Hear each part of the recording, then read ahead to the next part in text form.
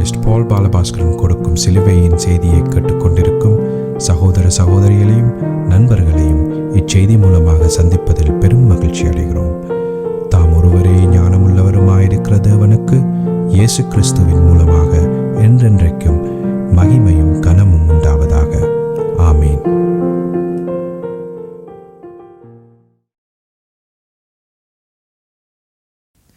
நான் பால் பாலபாஸ்கரன். நான் ஒரு இவாஞ்சலிஸ்ட். சிலுவையின் செய்தி என்ற இந்த நிகழ்ச்சியில் என் சகோதரர்கள், என் சகோதரிகள், என் நண்பர்கள் எல்லோரையும் மறுபடியும் சந்திப்பதில் நான் பெரும் மகிழ்ச்சி அடைகிறேன். இந்த அருமையான நேரத்தை கர்த்தராகிய இயேசு கிறிஸ்து உங்களுக்கு ஒதுக்கி தந்திருக்கிறார். இந்த நேரத்தில் கர்த்தருடைய வேத வார்த்தைகளை உங்களோடு பகிர்ந்து கொள்வது எனக்கு மிகுந்த சந்தோஷத்தை அளிக்கிறது என்பதை நீங்கள் அறிந்து கொள்ள வேண்டும்.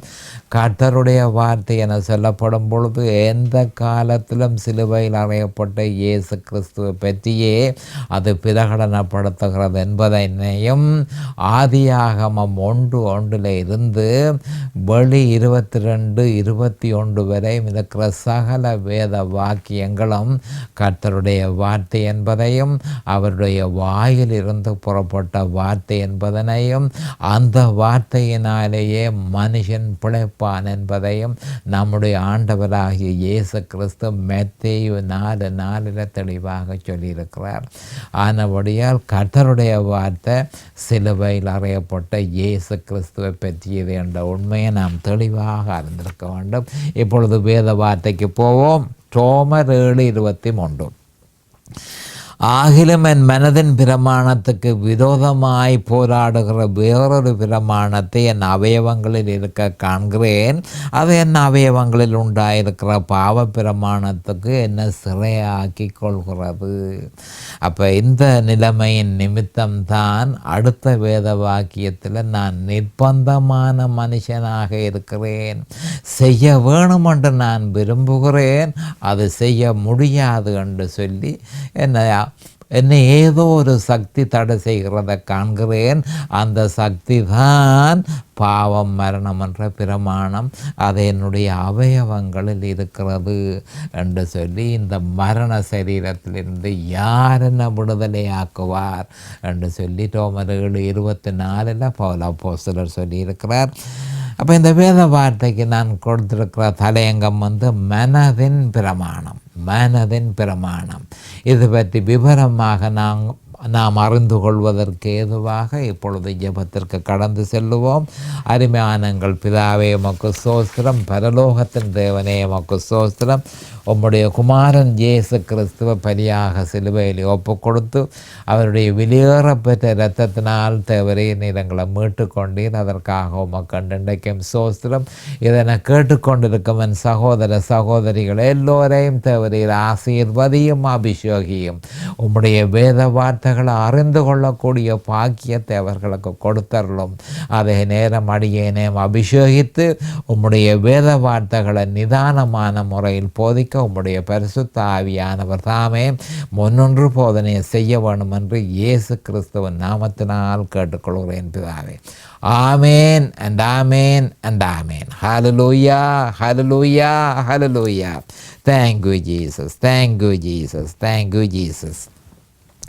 அப்போ கடந்த செய்தியில் நான் உங்களுக்கு சொல்லியிருந்தேன், கடைசியாக சத்தியத்தை முறைப்படி அறியாவிட்டால்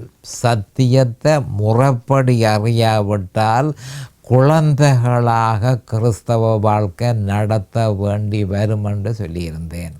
அநேகமான கிறிஸ்தவர்கள் குழந்தைகளாக வாழ்கிறார்கள். காரணம், சத்தியத்தை அறிய வேண்டிய பிரகாரமாக அவர்கள் அறியவில்லை.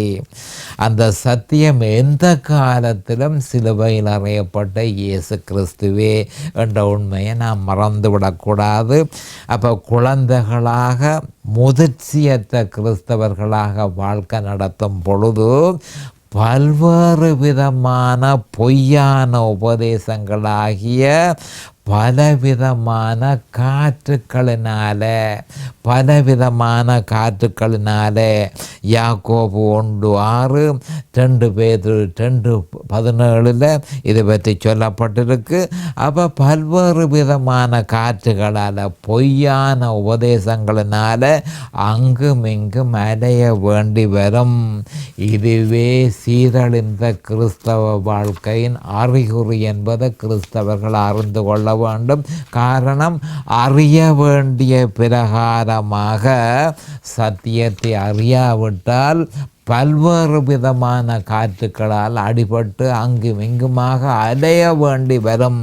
இதுவே நிர்பந்தமான வாழ்க்கை என்பதை கிறிஸ்தவர்கள் அறிந்து கொள்ள வேண்டும். அதனை தவிர்த்து சபையாகிய தலையாகிய கிறிஸ்தவுக்குள், சபையின் தலையாகிய கிறிஸ்துவுக்குள் பூரண வளர்ச்சி பெற்று முதிர்ச்சி அடையும் பொருட்டே தம்முடைய ஊழியக்காரர்களை கிறிஸ்து ஏற்படுத்தினார். அந்த நிலைமை நமக்கு வரக்கூடாது. ஆனபடியால் கிறிஸ்துவுக்குள்ள பூரண வளர்ச்சி பெற்று முதிர்ச்சி அடையும் பொருட்டே தம்முடைய ஊழியக்காரர்களை கிறிஸ்து ஏற்படுத்தினார் என்பதை நாம் அறிந்து கொள்ள வேண்டும். இதன் பிரதிபலன் கிறிஸ்தவர்களுடைய மனம் புதிதாகிறது. இந்த ஊழியக்காரர்கள் மூலம் பிரசங்கத்தை கேட்கும் பொழுது கிறிஸ்தவர்களுடைய மனம் புதிதாகிறது என்ற உண்மையை நாம் அறிந்து கொள்ள வேண்டும். அது மட்டுமல்ல, நாம் மறுரூபமும் அடைகிறோம் என்பதை கிறிஸ்தவர்கள் தெளிவாக அறிந்திருக்க வேண்டும். பரிசுத்த ஆவியானவரே இதனை நடைமுறைப்படுத்துகிறார். அது மட்டுமல்ல, பரிசுத்த ஆவியானவரும் தேவனாக இருக்கிறபடியினால தேவனுக்கு ஏற்றவைகள் எல்லாவற்றையும் அவர் வெளிப்படுத்துகிறார் என்ற உண்மையை 1 கொரிந்தியர் 2:9-10 தெளிவாக்கப்பட்டிருக்கிறது. அடுத்ததாக மனதின் பிரமாணமும் கிறிஸ்துவின் சிலுவையை பற்றிய முதிர்ச்சியையும் சற்று விவரமாக பார்ப்போம். மனதின் பிரமாணத்தை சுயபலத்தில் செய்ய முயற்சிக்கும் பொழுது பவுல் அப்போஸ்தலரின் ரோமர் 7ஆம் அதிகாரத்தின் அனுபவத்தை கிறிஸ்தவர்கள் சந்திக்க வேண்டியது தவிர்க்க முடியாமல் இருக்கிறது.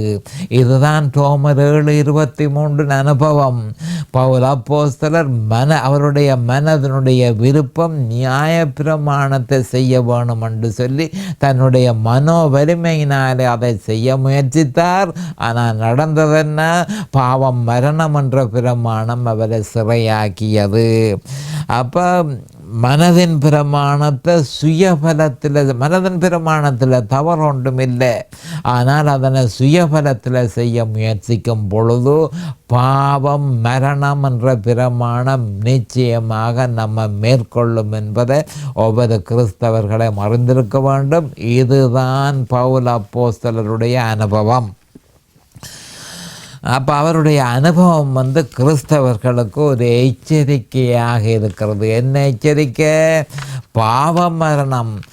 கவனமாக கேட்டுக்கொள்ளுங்கள். மனதின் பிரமாணத்தை சுயபலத்தில் செய்யாதே என்பதுதான் அந்த எச்சரிக்கை. சுயபலத்தில் செய்வாயாயிருந்தால் பாவம், மரணம் உன்னை மேற்கொள்ளும் என்பதை நாம் தெளிவாக அறிந்து நாம் என்ன செய்ய வேண்டும் என்ற கவனமாக பாருங்க. இப்போ 7:18-19 பவுல் அப்போஸ்தலர் என்ன சொல்லியிருக்கிறார் என்றால், நன்மை செய்ய வேண்டும் என்கிற விருப்பம் என்னிடத்தில் இருக்கிறது. நன்மை செய்ய வேண்டும் என்கிற விருப்பம் என்னிடத்தில் இருக்கிறது.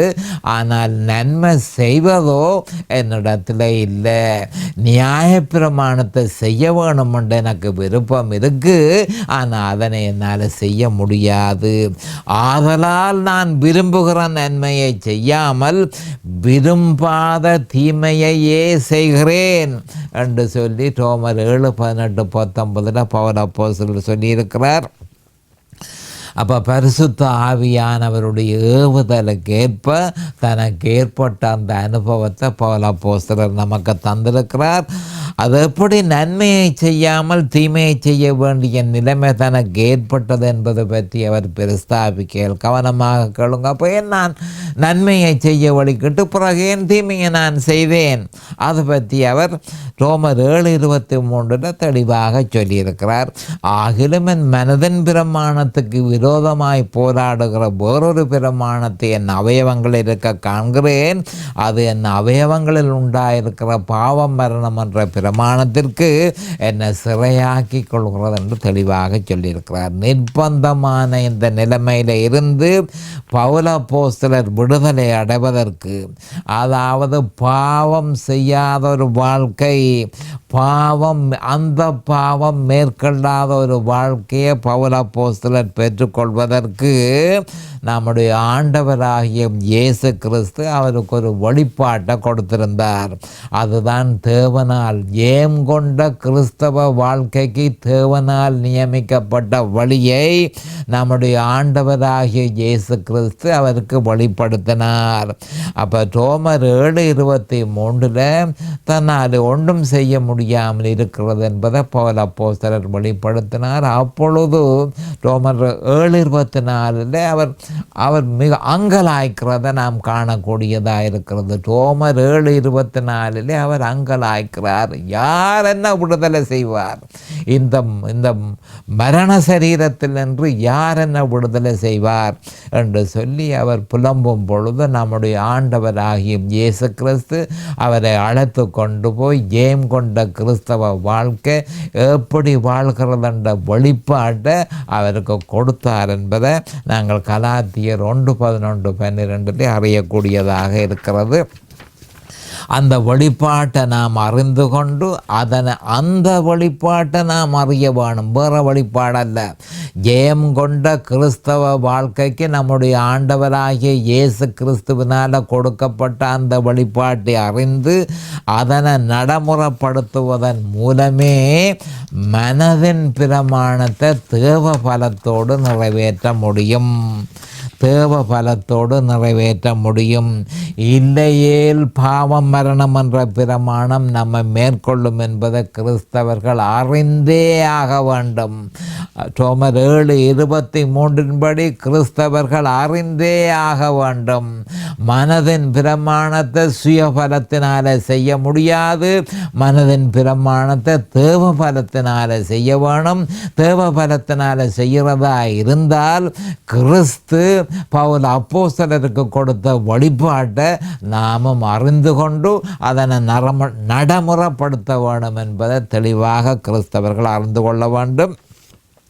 அது எப்படியெனில் பலவீனமான மனதின் பிரமாணத்தை பலமான பாவம் மரணம் என்ற பிரமாணம் மேற்கொள்ளுமாயின் அந்த பலமான பாவம் மரணம் என்ற பிரமாணத்தை மேற்கொள்ளுவதற்கு அதைவிட மிகவும் பலமான ஜீவனுடைய ஆவியின் பிரமாணத்தை கடைப்பிடிப்பதன் மூலமே நம்முடைய மனதின் பிரமாணம் தேவ பலத்தோடு தான் செய்ய விரும்பிய நன்மையை நிறைவேற்ற முடியும் என்பது ஒவ்வொரு கிறிஸ்தவனும் அறிந்திருக்க வேண்டும். அந்த ஜீவனுடைய ஆவியின் பிரமாணத்தை பற்றி பரிசுத்த ஆவியானவர் என்ன சொல்கிறார் என்று சொன்னால் ரோமர் 8:2 கிறிஸ்து இயேசுவினாலே ஜீவனுடைய ஆவியின் பிரமாணம் என்ன பாவ மரணம் என்ற பிரமாணத்தில் நின்று விடுதலை ஆக்கிட்டே.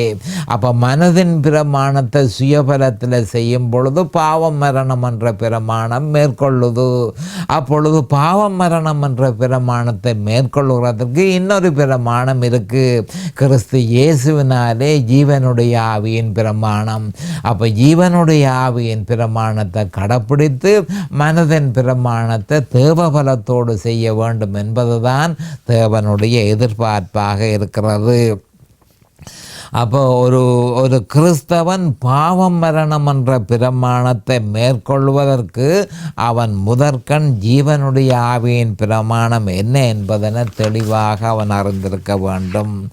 ஒருவன் கிறிஸ்துவுக்குள் இருக்கும் பொழுதே ஜீவனுடைய ஆவியின் பிரமாணம் செயற்படுகிறது என்பதை ரோமர் 8:2 தெளிவாக உறுதிப்படுத்துகிறது. அப்போ ஜீவனுள்ள ஆவியின் பிரமாணம் என்றால் என்ன? கிறிஸ்துவுக்குள் இருக்கிறது. ஒருவன் கிறிஸ்துவுக்குள் இருப்பதற்கு அவன் செய்ய வேண்டியது என்ன என்பதனை நம்முடைய ஆண்டவராகிய இயேசு கிறிஸ்து இந்த பூமியில் இருக்கும் பொழுதே தெளிவாக கூறியிருக்கிறார். லூக்கா 9:23 ஒருவன் என் பின்னே வர விரும்பினால் அவன் தன்னைத்தான் வறுத்து தன் சிலுவையை அனுதினமும் எடுத்துக்கொண்டு என்னை பின்பற்ற கடவன் என்று சொல்லி அவர் தெளிவாக சொல்லியிருந்தார். அப்போ அந்த வழியாக தொடர்ந்து அப்படியாக விசுவாசிக்கும் பொழுது கிறிஸ்துவுக்குள் நிலைத்திருக்க முடியும். அப்பொழுது கவனமாக ஜீவனுடைய ஆவியின் பிரமாணத்தை நாம் கடைப்பிடிக்கிறோம் என்பதை நாம் தெளிவாக அறிந்து கொள்ள வேண்டும். அப்போ லூக்கா 9:23 நாம் பின்பற்றாவிட்டால் அவருக்கு இயேசு கிறிஸ்துவுக்கு சீஷர்களாக இருக்க முடியாது என்பதை லூக்கா 14:27 அவர் சொல்லியிருக்கிறார். அப்போ அந்த 2 வேத வாக்கியங்களும் மிக முக்கியமான வேத வாக்கியம். அந்த வேத வாக்கியத்தோடைய கிறிஸ்தவம் முற்று பெறுகிறது. ஒன்றில் லூக்கா 9:23 செய், லூக்கா 9:23 செய்ய முடியாவிட்டால் உனக்கும் எனக்கும் சம்பந்தம் இல்லை என்று ஆண்டவராகிய இயேசு கிறிஸ்து தெளிவாக உறுதியாக கூறியிருக்கிறார். அப்போ மேற்கூர் இந்த வேத வாக்கியம் லூக்கா 9:23 லூக்கா 14:27 இதனுடைய தாற்பயத்தம் தெளிவாக கூறப்பட்டிருக்கிறபடியால் இதை பற்றி நான் இந்த 2 வேத வாக்கியத்தை பற்றியும் நான் அதிகமாக உங்களுக்கு பிரசங்கித்திருக்கிறபடியினால் கிறிஸ்துவுக்குள் இருக்கிறது எப்படி என்பதை லூக்கா 9:23 சொல்லப்பட்டிருக்கிறது. அதை பற்றி முன்பு நான் விவரமாக நான் உங்களுக்கு பிரசங்கித்திருக்கிறேன். இப்போ சுருக்கமாக உங்களுக்கு நான் அதை பற்றி சொல்கிறேன். அப்போ கிறிஸ்துவுக்குள்ளே இருக்கிறதற்கு நாம் செய்ய வேண்டியது என்னென்று சொன்னால், ஒருவன் பரமபிதாவிடம் ஐக்கியத்தை ஏற்படுத்த விரும்புவானாயின் அவன் கிறிஸ்து மூலமாகவே செல்ல வேண்டும். யோவான் 14:6 அதை நிரூபிக்கிறது. ஒருவன் கிறிஸ்துவிடம் செல்வதற்கு அவன் அனுதினமும் சிலுவையை சுமக்க வேண்டும்.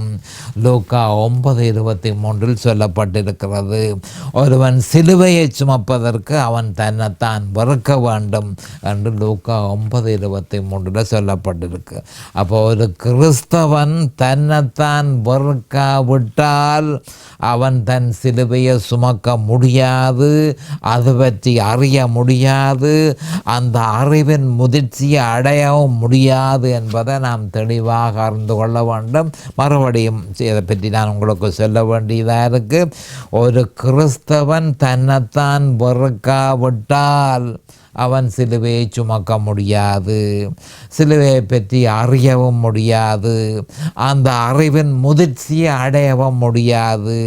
அப்போ மிகவும் இலகுவான கிறிஸ்துவின் சிலுவையின் அறிவை உதாசீனம் செய்தால் அந்நிய நுகத்தில் அகப்பட்டு பாரம் சுமக்க வேண்டி வருமென்று நம்முடைய ஆண்டவராகிய இயேசு கிறிஸ்து மத்தேயு 11:28-30 ஏற்கனவே தெளிவாக சொல்லியிருக்கிறார். அவர் தன்னுடைய நுகத்தை சுமக்க சொல்லி ஒவ்வொருத்தரையும் வேண்டிக் கொண்டார். அப்போ அதனை பவுல் அப்போஸ்தலர் சுமந்தார்.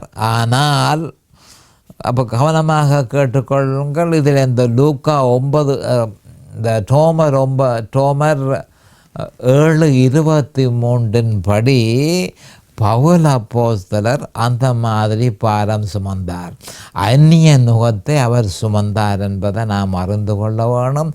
சுமந்து அவர் பாரம் சுமந்தார் என்பதை நாங்கள் அறிந்து கொள்ள வேண்டும். அப்போ பவுல் அப்போஸ்தலர் சுமந்தார் என்பதை அவர் தெளிவாக ரோமர் 7:23 நமக்கு அறிவிக்கிறார். அதன் மூலம் தனக்கு ஏற்பட்ட வேதனைகளையும் அவர் தெளிவாக சொல்லியிருக்கிறார். ஆனால் அந்த அறிவு, எந்த அறிவு? கிறிஸ்துவின் சிலுவையை பற்றிய அறிவு அப்பொழுது அந்த நேரத்திலே ஒருவருக்குமே கொடுபடவில்லை என்ற உண்மையை நாம் தெளிவாக அறிந்திருக்க வேண்டும்.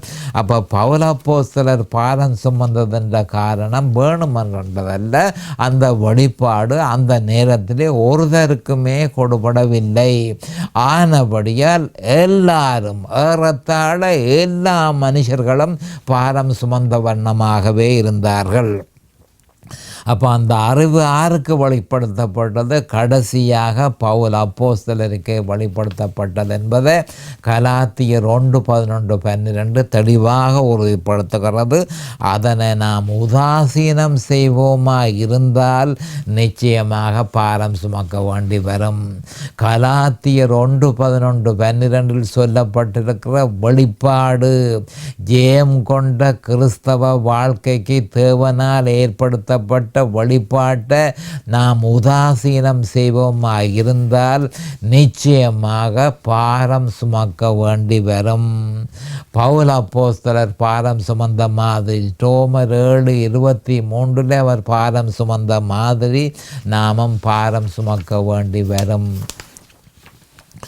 ஆனபடியால் கிறிஸ்து தன்னிடத்தில் வந்து சிலுவையை பற்றிய அறிவை கற்றுக்கொள்ளுமாறு கூறியிருக்கிறார். இது பற்றி அவர் பிரஸ்தாபிக்கையில், வருத்தப்பட்டு பாரம் சுமக்கிறவர்களே, நீங்கள் எல்லாரும் என்னிடத்தில் வாருங்கள், நான் உங்களுக்கு இளைப்பாறுதல் தருவேன். நான் சாந்தமும் மனத்தாழ்மையுமாயிருக்கிறேன். என் நுகத்தை உங்கள் மேல் ஏற்றுக்கொண்டு என்னிடத்தில் கற்றுக்கொள்ளுங்கள். அப்பொழுது உங்கள் ஆத்துமாக்களுக்கு இளைப்பாறுதல் கிடைக்கும். இல்லையோ பாரம் சுமக்க வேண்டி வரும். என் நுகம் மெதுவாயும் என் சுமை இலகுவாயும் இருக்கிறது என்று சொல்லி நம்முடைய ஆண்டவராகிய இயேசு கிறிஸ்து மத்தேயு 11:28-30 தெளிவாக கூறியிருக்கிறார். கிறிஸ்துவின் சிலுவையை பற்றிய வழியே அந்த வழி என்பதனையும், அதுவே பூர்வகாலம் முதல் தேவனால் ஏற்படுத்தப்பட்ட வழி என்பதனையும் எரேமியா அதை பற்றி எரேமியா 6:16 சொல்லியிருக்கிறத நாம் கவனத்துக்கு எடுத்துக்கொள்ள வேண்டும். கிறிஸ்துவின் சிலுவையை பற்றிய வழியே அந்த வழி, அதுவே பூர்வகாலம் முதல் தேவனாலே ஏற்படுத்தப்பட்ட வழி என்பதை பற்றி எரேமியா சொல்லியிருக்கிறத பார்ப்போம். எரேமியா 6:16 வழிகளிலே நின்று பூர்வ பாதைகளைவே என்று கேட்டு விசாரித்து நல்ல வழி எங்கே என்று பார்த்து அதிலே நடவுங்கள். அப்பொழுது உங்கள் ஆத்துமாவுக்கு இளைப்பாறுதல் கிடைக்கும் என்று கர்த்தர் சொல்லுகிறார். அவர்களோ நாங்கள் அதிலே நடக்க மாட்டோம் என்கிறார்கள். அப்பொழுதும் இஸ்ரவேலியர்கள் நடக்க மாட்டோம் என்று அடம் பிடித்தார்கள். இப்பொழுதும் கிறிஸ்தவர்கள் அந்த வழியின்படி நடக்க மாட்டோம், சிலுவையின் செய்தியை நாம் அறிய மாட்டோம், கிறிஸ்துவின் வழியை நாம் அறிய மாட்டோம் என்று சொல்லி அவர்கள் அடம் பிடிக்கிறார்கள். அப்போ எரேமியா சொன்ன அதே மாதிரி நாங்கள் அதிலே நடக்க மாட்டோம். அப்போ எரேமியா என்ன சொல்கிறார் என்று சொன்னால், அதுதான் ஒரு வழி, அதுதான் பூர்வ பாதை. அந்த பாதை எங்கேன்று கேட்டு அதை விசாரித்து அந்த நல்ல வழி எங்கே என்று பார்த்து அதிலே நடவுங்கள். அப்பொழுது உங்கள் ஆத்துமாக்களுக்கு இளைப்பாறுதல் கிடைக்கும், இளைப்பாறுதல் கிடைக்கும். அப்போ மத்தேயு 11:28-30 நம்முடைய ஆண்டவராகிய இயேசு கிறிஸ்து எப்படி இளைப்பாறுதலை பெறலாம் என்று சொன்னார். இதையே எரேமியா வேறொரு வழியாக அதே விஷயத்தை சொல்லியிருக்கிறார் என்பதை நாம் அறிந்து கொள்ள வேண்டும். இதனையே பரிசுத்த ஆவியானவர் 1 கொரிந்தியர் 2:2 இயேசு கிறிஸ்துவை சிலுவையில் அறையப்பட்ட அவரையே அன்றி வேறொன்றையும் உங்களுக்குள் அறியாதிருக்க தீர்மானித்திருந்தேன் என்று கூறியிருக்கிறார். அடுத்ததாக நாங்கள் பார்க்க வேண்டிய விஷயம் என்ன மாதிரி என்றால், யோவான் என்ன சொல்லியிருக்கிறார், அப்போஸ்தலர் யோவான் என்ன சொல்லியிருக்கிறார் என்று சொன்னால் 1 யோவான் 2:24 ஆகையால் ஆதி முதல் நீங்கள் கேள்விப்பட்டது உங்களில் நிலைத்திருக்க கடவது. அப்போ ஆதி முதல் நீங்கள் கேள்விப்பட்டது என்ன? மீட்பெரும் பரியும். பழைய ஏற்பாட்டில், புதிய ஏற்பாட்டில் சிலுவையில் அறையப்பட்ட இயேசு கிறிஸ்து. இதுதான் ஆதி முதல் நீங்கள் கேள்விப்பட்டது.